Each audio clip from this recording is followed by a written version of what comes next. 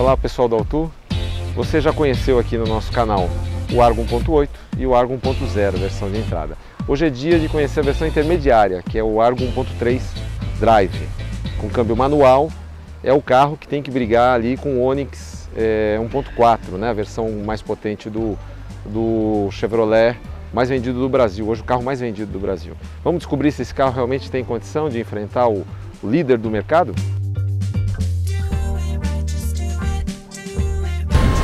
Muito bem, conhecendo rapidinho aqui o Argo 1.3, na verdade praticamente não temos diferenças, né?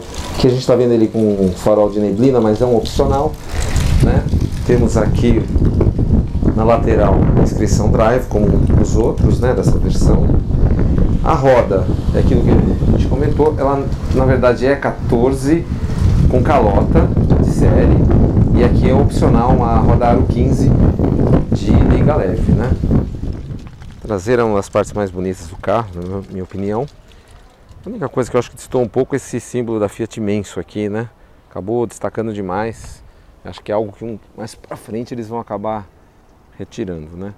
Reduzindo. E aqui a gente tem o sensor, dá pra ver o sensor de estacionamento e a câmera aqui bem na placa, ó, que são os opcionais aí, parte dos opcionais aí dessa versão 1.3. Como outras versões do Fiat Argo, você também não consegue identificar aqui direito qual que é, né? A Fiat acabou deixando eles bem parecidos, assim, sem uma informação muito clara por fora de que versão se trata, a não ser quando tem câmbio automático, que você vê a etiqueta lá atrás, né? O emblema de automático 6 marchas, né? Agora no espaço interno aqui do Argo 1.3, uma coisa legal do Argo é isso aqui, as portas abrem muito, praticamente 90 graus, né? Então dá uma facilidade de acesso, embora a entrada seja um pouquinho apertada.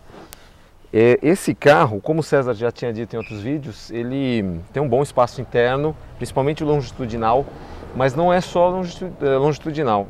Também na transversal ele é bem grande. Inclusive comparado ao Bravo, né, que seria um hatch médio, um carro maior, aqui atrás ele é praticamente idêntico, é quase 1,40 m de largura.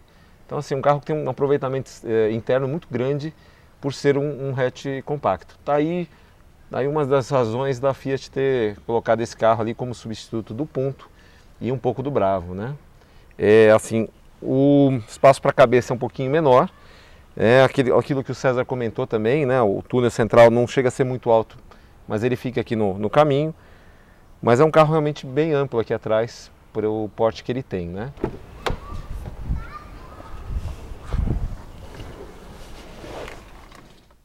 Muito bem, gente, dentro aqui do Argo 1.3 tem bastante coisa aqui que vocês já viram com o César, mas a gente vai recapitular um pouquinho, né? O painel da versão 1.3, assim como 1.0, é um pouquinho mais simples do que a gente vê no Argo HGT ou Precision, né, que são os 1.8. Então, por exemplo, você não tem ar-condicionado digital nesse caso, é um ar-condicionado manual. Você, por outro lado, tem o Start-Stop, que é esse pequeno botão aqui que a gente pode desligar, né? Ele vem sempre ligado, que desliga o motor e dá partida em paradas mais longas, né? A trava aqui de portas, né? Temos aqui um botão aqui do airbag para destravar o airbag, o desembaçador, pisca-alerta, né? Essas saídas aqui muito legais aqui do carro, tem uma pegada bem bacana, né? Os direcionadores aqui do fluxo de ar. Só que assim, o que a gente repara? Aqui você não tem moldura cromada, né? O carro tem muito, mas muito mesmo, plástico, e talvez aí seja um grande ponto do carro da Fiat, do Argo. Ele não parece que usa tanto plástico assim aparente, né? Praticamente só tem aqui um tecido aqui que é igual ao do banco, um tecido simples nessa versão. É a única parte que a gente vê literalmente algo que não seja plástico. De resto, é tudo plástico. Mesmo aqui as texturas mudam, mas é tudo plástico. Agora a impressão não é de que você tem tanto plástico assim internamente. O volante é outro ponto também. Na versão dos carros 1.8, um Precision e HGT, você tem couro, aqui não tem, é plástico, mas tem uma boa empunhadura. Comando satélite aqui a gente tem o Bluetooth e do rádio. O acionamento, aliás, do rádio é aqui atrás, né? onde seria aqui do lado do pedal shift, mas nesse caso ele não tem, né? Esse carro, essa versão manual não tem acionamento aqui atrás, óbvio. Outra diferença que a gente vê do 1.8 partida aqui é normal, da chave, não é um botão de partida como nessas versões mais caras, né?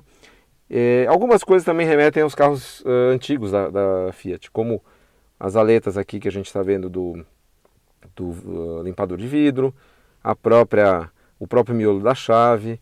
Outro detalhe também que vem aí de outros carros que a gente já conhece, estão os acionadores dos vidros elétricos e o ajuste do retrovisor, que também vem de outros carros, né? São boas peças, não tem uma grande perda nesse sentido, né?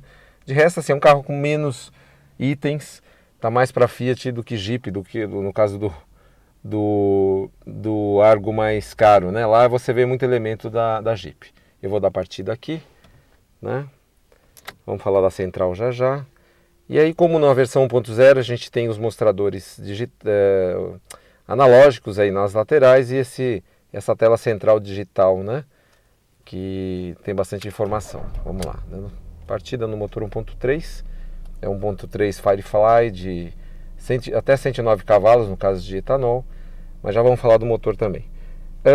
O painel, como a gente falou, ele tem algumas opções interessantes aqui no cluster. Aí dá até para ver aqui que a gente está com um consumo de, vamos voltar lá, 9 km por litro com etanol na cidade. É realmente um carro muito econômico, mas a gente fala disso também daqui a pouco. São os vários trips aqui, o econômetro, né? Aí a gente consegue ter um velocímetro digital, que é bastante prático na cidade. Tem um limitador aí de velocidade também, se você tem interesse. Aí a parte de configuração, né? Dá para ver ali pelo número, né? Configurações, aqui mensagens quando você recebe alguma coisa, o áudio está desligado, informações do veículo e aquilo que a gente já voltou. É um painel realmente muito bom, simples e direto. Agora vamos aqui para o ar, né? Vamos ligar o ar antes que eu frite aqui, para variar. Está sempre num calor aí tremendo, né? O ar condicionado é bastante potente, não chega a ser muito ruidoso. Vamos ligar aqui a central. Essa central multa por 25 anos. O Connect, vamos abaixar o som. Toda vez que você liga tem que concordar, uma coisa um pouco chata aqui, mas vamos lá. É uma central de 7 polegadas, com bastante informação. Conecta com o CarPlay e com o Android Auto, como a gente vai ver daqui a pouquinho. Eu acho que tem uma coisa que eu gostei bastante nela. Ela tem esses botões aqui virtuais que você consegue mexer em bastante coisa sem precisar, né? São teclados, um tecla de atalho muito rápido aqui, ó, tanto para telefone, música. E mesmo quando você liga o CarPlay, por exemplo, ele mantém isso daí. Então você consegue mexer com rapidez ali. Ou então você tem os botões aqui, por exemplo, de sintonia, que é físico, né? Esse outro lateralzinho aqui que é desliga o áudio. Ou então se você quiser desligar a tela aqui também, né? É só tocar na tela para ligar, ela volta. Então é realmente bem prática essa central, né? Eu vou conectar agora o celular para a gente dar uma olhadinha aqui, né? Aí essa é outra coisa interessante do Argo, né? Que a gente já viu em outros carros, que é o fato de ter duas saídas USB. Temos aqui na frente, nessa versão, né? E temos aqui para os ocupantes do banco traseiro. Então, ou mesmo os dois, né? Um passageiro aqui na lateral também pode carregar, pode acessar algumas informações por lá. Vamos pegar aqui o cabo, só achar a ponta dele e vamos ligar no celular. Esse console central também é bastante espaçoso, muito bacana nesse ponto também. Dá para deixar bastante coisa aí. Eu liguei, ele já estava conectado no CarPlay. A gente aperta aqui e aparece aí a telinha do CarPlay. Então vocês viram como eu comentei, ele cria aqui uma janela interna, né? Você mantém ainda os botões do Uconnect aqui embaixo, né? E pode alternar, né? Se você quer o rádio ou se você quer voltar para o CarPlay e por aí vai, né? Ligar aqui as músicas, né? Então eu achei isso legal, não ocupa toda a tela, né? Então assim, tem bastante função, como a gente mostrou, dá para colocar Google Maps, né? E outros aplicativos aqui que, né, o próprio Spotify também, que a gente tá vendo aqui. E ele é de série nessa versão, isso é bacana, né? Até para brigar nisso com o Onix, né? Que é o grande chamariz dele lá, que é o MyLink, né? Muito bem, pessoal, agora vamos andar um pouquinho aqui com o Argo 1.3 Drive com motor Firefly de 109 cavalos com etanol, né? Olha, eu não tinha tido contato aqui com o Argo ainda e o carro me surpreendeu em vários aspectos, principalmente conforto. É um carro realmente bem gostoso de dirigir, muito confortável, suspensão me surpreendeu, né? Ela é bem silenciosa, consegue filtrar bastante aí os barulhos aí da rua, né? Não chega a ser uma suspensão esportiva, né? Não é aquele acerto esportivo, durinho, não. Ela é um pouquinho mais pro confortável, como a Fiat geralmente faz, mas nós não estamos falando daquela era da suspensão mole de alguns carros antigos aí da Fiat, né? Então, assim, nesse ponto impressionou. A direção elétrica também é bem balanceada, como o César comentou no vídeo do 1.8, né, do Argo 1.8. Concordo, realmente é uma direção bem calibrada, bem balanceada. Só que assim, eu achei ela um pouco lenta de reações, né? Então, nesse caso que você tem o câmbio manual de 5 marchas, o Argo fica um pouquinho lento assim na direção. Não é um carro que estimula uma tocada um pouco mais esportiva ou uma tocada mais ágil, vamos dizer assim, né? É um carro de respostas previsíveis, mas um pouquinho mais pé no chão, aquela coisa do dia a dia, para você não se cansar, vamos dizer assim, né? Mas realmente é uma pegada mais realmente procurando um cliente que quer um carro mais previsível, um comportamento bem mais esperado ali, né? Nesse caso, né? Qual que é a grande diferença aqui? O motor. Esse motor 1.3 é uma grata surpresa, porque embora tenha 4 cilindros, né, seja um motor, não tem aquela tecnologia do 1.0, de 3 cilindros, não tem a tecnologia, né? Vamos dizer assim, que ele não tem um foco exatamente em economia. Nesse caso aqui é um balanço, talvez seja a grande virtude dessa versão. É um motor que tem um bom torque, tem uma boa potência, mas não chega a ser um carro gastão. Então você anda bem com ele, né? Consegue fazer médias muito boas. Eu cheguei aí com estrada a fazer mais de 12 km com litro. Então ele economiza e não abre mão de um certo desempenho. Então você tem torque e tem retomada dentro lógico, do esperado de um motor de 1.3 litro. Então não é uma coisa que está sobrando, mas você não fica ali como 1.0, né? Eu acho que esse é a grande virtude, é esse equilíbrio, vamos dizer, da versão 1.3. Inclusive, comparado ao Onix, ele é mais econômico e também um pouquinho mais potente, né? Você vê que eles conseguiram tirar mais aí desse conjunto, né? Em relação a outras versões também, o que é bom frisar? Esse carro, ele vem de série com menos coisas do que a gente está vendo aqui nesse vídeo. Um grande exemplo, e eu acho que é um ponto negativo do carro, ele vem com rodas de aro 14 e calotas, né? Que não combinam muito com esse tipo de carro. Aliás, é um ponto que eu acho que a Fiat falhou muito no Palio anterior, né? Naquele novo New Palio, né? E no Gran Sena, que são carros grandes, assim, volumosos e calçados em pneus pequenos. Então não fica um conjunto bom, não fica um conjunto agradável, né? Aqui também esse carro não combina com aro 14, ele tem que ter aro 15, que é uma opcional, né? Que eu vou dizer assim, que é opcional obrigatório, precisa ter. Fica bem ele com roda de liga leve e aí pula para o aro 15, que é o tamanho ideal, não precisa chegar aos 16 do Argo 1.8, por exemplo. Tá bom com aro 15, né?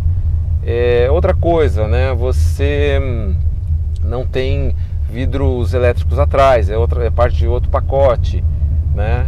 Outra coisa que geralmente a gente coloca na conta. E por último, outro opcional que ele tem, que praticamente também é algo muito prático, difícil de abrir mão pelo custo, que é um pouquinho mais de R$1.000, né?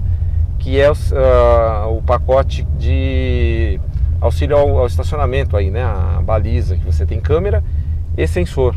É um conjunto muito prático, ele tem aquele tilt down, né, que abaixa o retrovisor também para você enxergar a guia. Então vou dizer assim, são 3 opcionais praticamente obrigatórios. E aí nesse caso, preço de setembro, né, quando a gente está gravando esse vídeo, o carro beira 59 mil reais. Então já é um valor que começa a ficar um pouquinho mais perto da versão Prestige 1.8.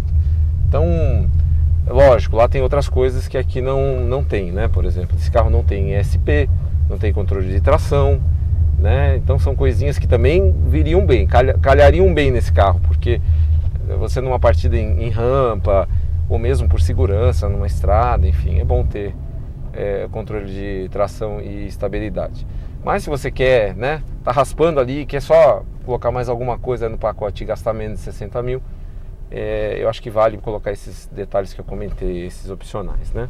Uma coisa que ele também não tem, que a Fiat só colocou na versão 1.8, é o ajuste de profundidade do volante. Aqui é só de altura. E eu sinto falta um pouquinho disso. Acho que o carro, né, é um detalhe tão pequeno que valeria estar nesse carro aqui também, nessa versão, né? Que mais a gente pode falar assim? Espaço interno me surpreendeu. Realmente o carro tem um bom espaço interno, um aproveitamento muito bom do interior. Curiosamente ele é mais largo atrás do que na frente. E, geralmente muitos projetos são assim em formato de gota, vamos dizer assim.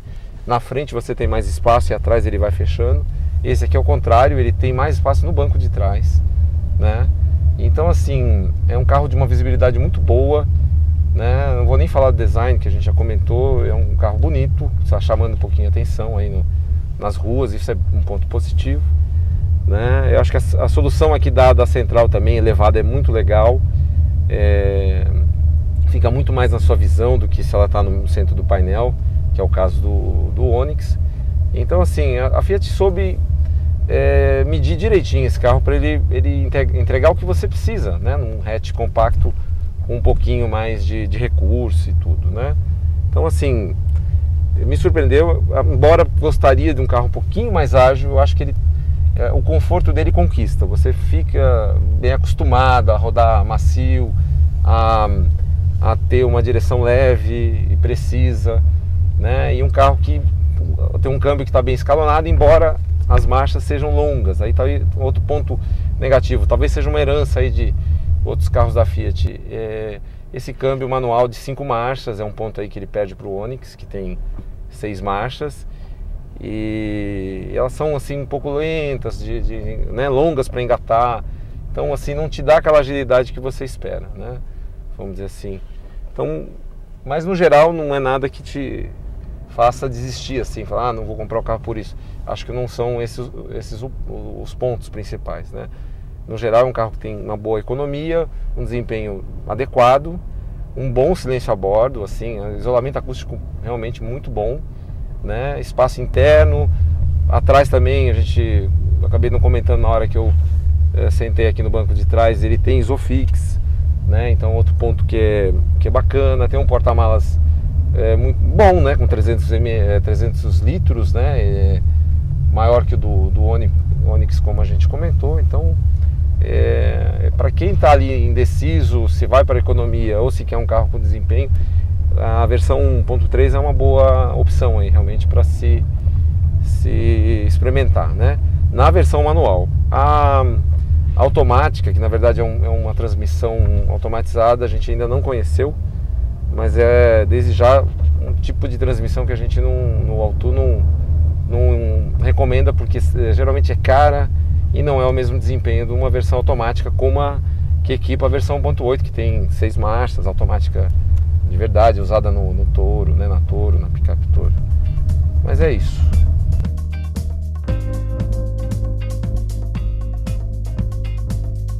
Muito bem, hoje vocês conheceram aqui o Argo 1.3, versão intermediária do hatch compacto aí que a Fiat traz para o mercado, que ela ambiciona ainda ser o carro mais vendido do mercado. Como concorrente do Onix, o que eu posso dizer? É realmente um carro bem interessante. Eu diria até que melhor em muitos aspectos ao Onix, é mais confortável, tem um espaço interno muito bom, o acabamento inspira mais cuidado, embora tenha bastante plástico, tem bons equipamentos, mas assim, ele precisa ter esses pacotes opcionais, eles são meio que obrigatórios, e aí você está falando de um carro de quase 60 mil reais. E nisso ele peca um pouquinho, ele está um pouco mais caro do que os concorrentes, talvez porque a Fiat agora, como é uma novidade, ela está tentando descobrir se o público paga por isso. Então eu diria que no papel ali, no valor sugerido, ele é um pouco caro. Talvez se uma boa negociação ali na concessionária, ele chegue num valor aí mais adequado pelo que oferece. Mas sem dúvida é um carro que tem atributos aí para brigar pela liderança, sim. Principalmente nessa versão aqui 1.3 manual. É isso aí.